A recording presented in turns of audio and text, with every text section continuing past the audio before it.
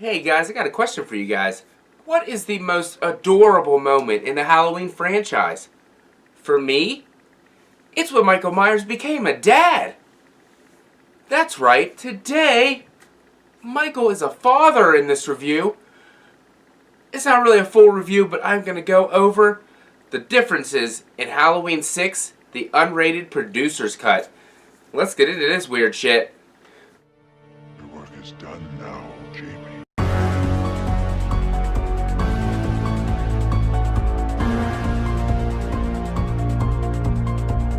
What's going on, guys? How's it going? Welcome back to the channel. Today I'm going to be talking about Halloween, The Curse of Michael Myers, the unrated producer's cut. This film was like thought to be out there, you know, in the auras of space for a very long time until they finally put this sucker on Blu-ray and got it pumped out to the fans. And I've watched bits and pieces of it, but I just watched it for the very first time from the beginning to the end. And I don't want to sound weird, but I actually enjoyed it a lot. I actually enjoyed it a lot more than the regular theatrical cut. I didn't think that I would. I thought that I would hate it, but I actually really dug it a lot, actually. So I'm going to go into a little bit the differences compared to the theatrical cut and see, you know, my takeaway. The intro with the monologue this time in this cut is actually done by Dr. Loomis instead of Paul Rudd's Tommy Doyle. I dug it. I thought it worked a lot better than the Tommy Doyle one. Because when Tommy Doyle was speaking, we didn't know exactly who that was. But as soon as Dr. Loomis starts talking, you know exactly who it is. And you're invested right off the bat. You hear Dr. Loomis, you love Dr. Loomis. This was Donald Pleasance's last role, so I think they should have kept it this way and had him lead off this film. Also in this movie, it showed the capture of Michael Myers and Jamie Lloyd. That might have been one of the weirdest things I've ever seen. They're actually showing them holding Michael Myers' arms and assisting him into a van. We don't see the shape like that. Like ever. And to see him being assisted and being manhandled by other people, that was a weird thing to see. I was probably about the only added footage that I didn't like. I mean, you always wanted to see how it happened, but then seeing it happen made you cringe, and it just didn't. It's just weird. That's all you can say. It's weird. Michael Myers being manhandled, thrown into a van like he's getting kidnapped. Hey, Mikey, we got some candy over here, buddy. Come on. And then, you know, he just goes in willingly.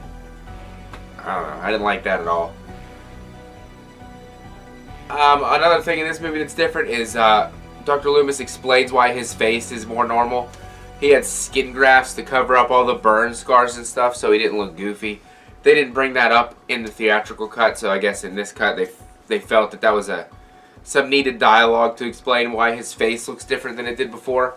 And I was fine with it. It really wasn't a big deal. It took a minute to explain. They probably could have just kept it in.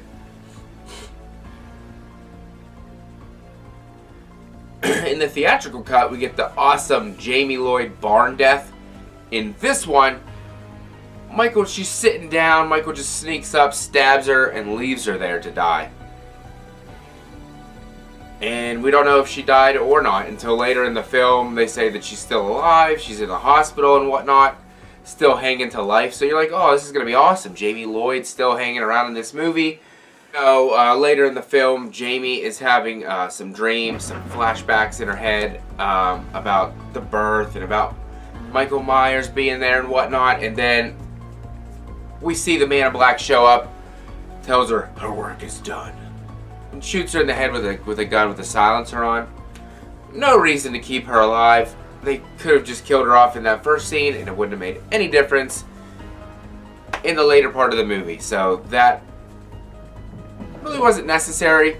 I mean, it was a different take on Halloween. You don't usually see people getting shot with a gun, but I guess you could take that scene or leave it, to be honest. Something I did like in this movie was the music. It was more of the music from the first 5 films compared to the rock, like, contemporary version of the Halloween themes that we got in the theatrical cut. I like the music in this one a lot better.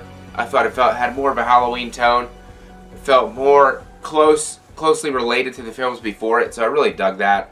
I thought that they should have kept it that way throughout. This movie also has a lot more dialogue from Dr. Loomis. This is more of a character-driven, like, version of the film. A lot more Dr. Loomis. A lot more speeches given by him. I like that as well. That takes me back to the old films. You know what I'm saying? Take me on back. Take me on back. Yeah, Dr. Loomis. We needed more of that in this film, I think. Another thing that made more sense in this film than the other one was the breakfast scene where Danny is holding the knife to John Strode. He sees the Man in Black and he says, "Kill for him." So he has the Man in Black in his head telling him to kill. So that's the reason he's standing by John Strode with the knife. Not like in the theatrical cut, he's just kind of, they look down and they're like, oh, he's standing there with a knife, what a weirdo. But no, he's actually having visions. And all this shit's going on in his head, so I like that a lot better as well. Like as much was John Strode's death. It was kind of similar. That was the electrocution, the stab through the stomach with that pole, but there was no head explosion. The Carnage candy wasn't there. I don't know why they would have taken it out in the producer's cut, but they did. So his death was lackluster for me. So I'd have to stick with the original theatrical cut for the John Strode death because it was explosive. It was, my mind was blown. Another little subtle thing. Barry Sims, when he's walking to his van and he can't find it. He gets in the van like in the regular one, but then the camera pans back and it says Smith's Grove Sanitarium.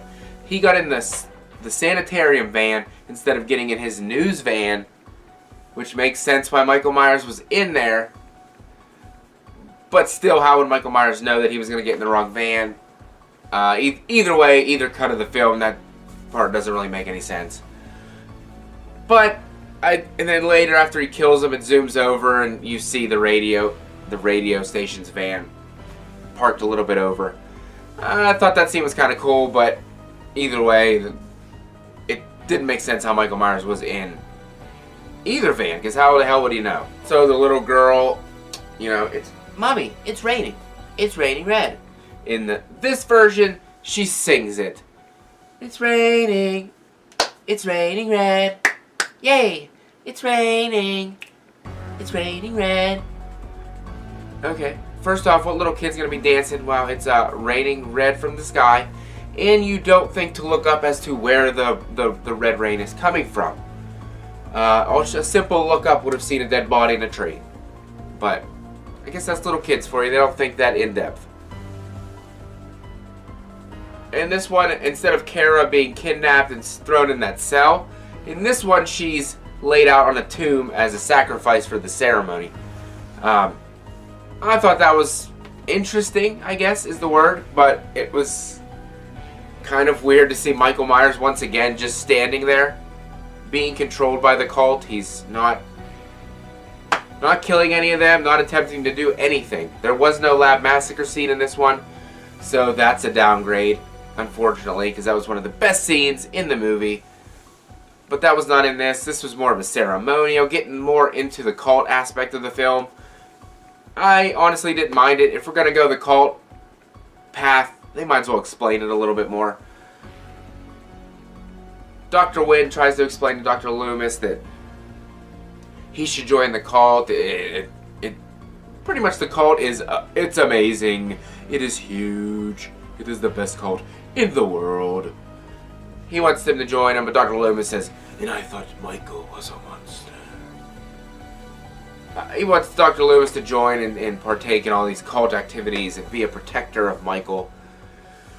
Oh, that's going to get me to the end here pretty soon. And it's just weird. It seems like this whole movie they're trying to make Danny the new killer. Michael Myers is like kind of getting old and kind of expire, kind of. So they're trying to pass this on to Danny is my takeaway from it. And set him down this path of killing. I don't know what the point of all this killing is. I guess it's human sacrifice to make the world perfect, or I don't know.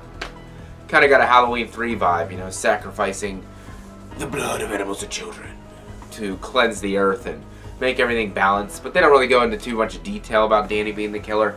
It's just kind of what I'm observing from watching this film.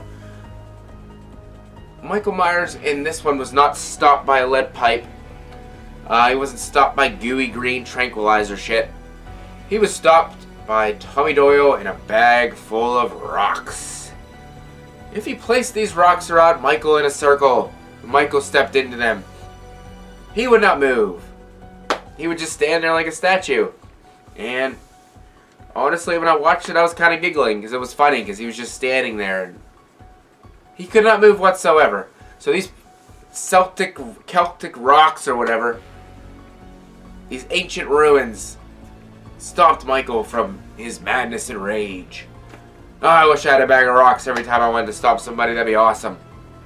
Put it on the ground and say, hey, buddy, come over here, man. I got something to tell you. And then step back, and he's stuck in the rocks, and just point and laugh. You're stuck in the rocks now, buddy. I don't know. It was weird. I didn't hate it, but it was weird. It was definitely not the awesome ending to the theatrical cut getting beat by a pipe. And at the end of the scene, you see Dr. Loomis going back in after he helps Kara and Tommy get out of there. In the theatrical cut, obviously, it was just Loomis screaming in the Myers mask. In this one, he sees Michael laying on the ground, takes the mask off. It's Dr. Wynn! As you see Michael walking down the hallway in the druid robe, which looks weird, but he must be naked under there in his skivvies. Just kept his boots on in the robe. Dr. Wynn grabs Loomis's hand and says, it's your turn. And then you see the CGI cult symbol appear on Dr. Loomis's arm. And then Dr. Loomis starts his no! Screaming. Because he is now Michael's protector. And he has the curse to always watch over Michael. And he has the curse of Thor now. So a totally different ending. Loomis didn't die in this one. He's now the protector of Myers. Yeah. So I don't know what you guys thought about this. I enjoyed this one more. I don't know if it was just first watch and I kind of just enjoyed all the new aspects or what, but I definitely dug this one more. I would like to have thrown in the Lab Massacre scene into this at some point, somehow. That would have made it pretty sweet and changed John Strode's death to the head explosion back. That would have been cool. But I did like the differences in the unrated producer's cut a lot, actually. I would probably rank this one a little above the theatrical cut, to be honest. I know it's probably an unpopular opinion, but that's what I think about it. So let me know your guys' thoughts on the sought-after unrated producer's cut. I want to know what you guys think about it. Did you like parts of it? Did you hate the whole thing? What'd you think of the ending? The passing of the Thor. Thought it was weird, but it wasn't too bad. Definitely keep watching for more 31 Days of Myers. And coming up in November, I got some awesome special guests coming on. It's going to be awesome. So definitely keep checking out. And as always, oh no, Michael! Have a scary day.